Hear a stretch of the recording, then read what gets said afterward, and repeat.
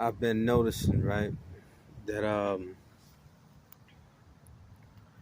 you have the fleshly man, the natural man, the infant, and the spiritual person.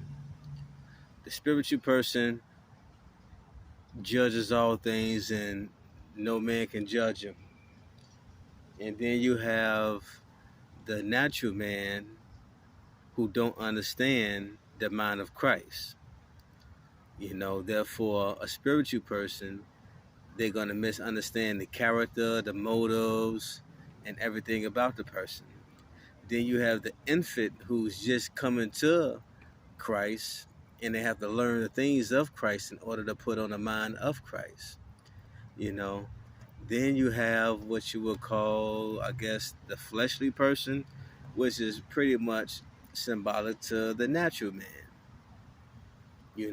So I've noticed, like, on my move, on the way I was moving, slipping, everything else, I was moving like a natural man,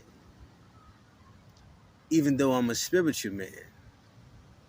And it goes back to First Corinthians, when I had came across that information. It's like, oh, wow. Well, really, I was moving like a man. That's crazy. I was like moving like an infant, and then at times I can move like a natural man, forgetting that my sins were forgiven, that I have to walk worthy of the calling. And then I wouldn't understand, like, people around or whatever the case may be, how they would say this, that, and the third. You know what I mean? It's like I never really understood that. You know, and after reading that text, all I see is the natural man, not understanding the spiritual man, especially if this spiritual man is walking like an infant, and then at times walking like a natural man.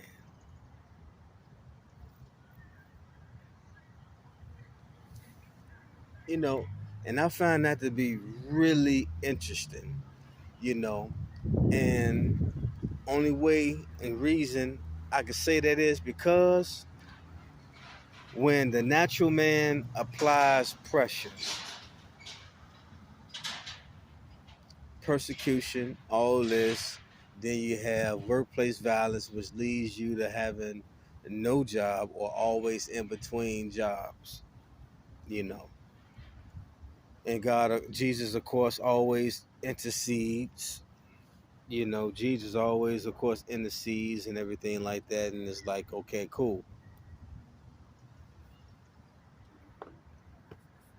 He gives you money here, this and that, and the third, things there. You always have everything you need.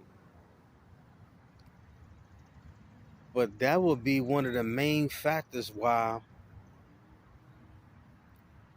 a person can go through the persecution and everything, as long as we praying for insight, knowledge, wisdom.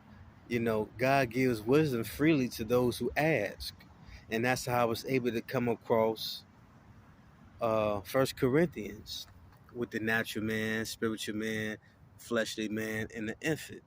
You know what I'm saying? So I prayed for the wisdom, and then he gave it to me like that. And he gave me an insight on how to view things around me, because the way I was viewing it was wrong. And if I didn't pray for help for the wisdom, I would have continued on seeing it wrong.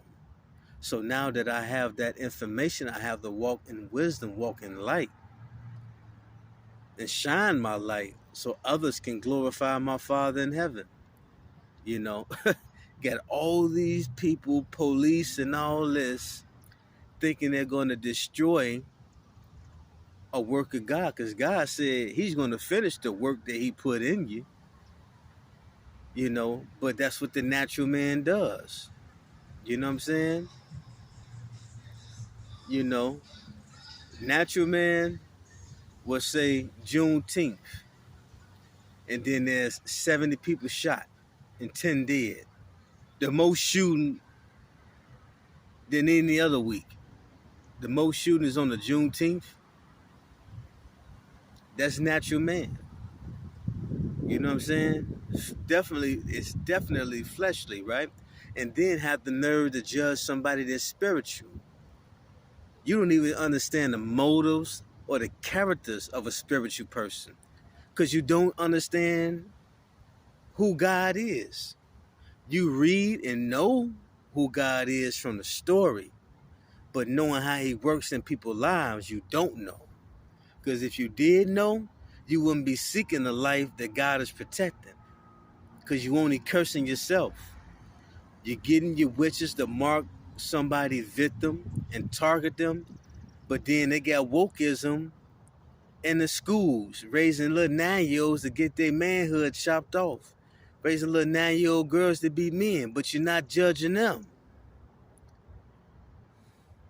God said, those who bless Israel will be blessed, and those who curse Israel will be cursed. You reap what you sow.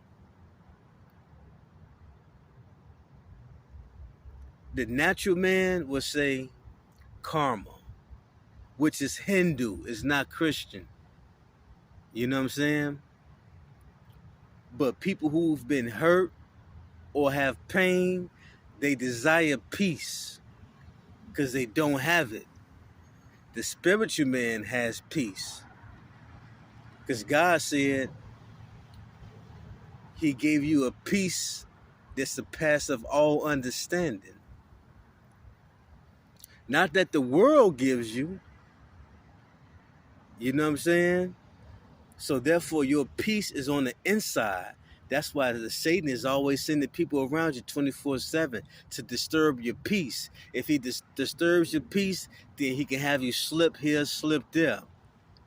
Because you're fighting your best to have positive thoughts, to have that Christ mind. You know what I'm saying?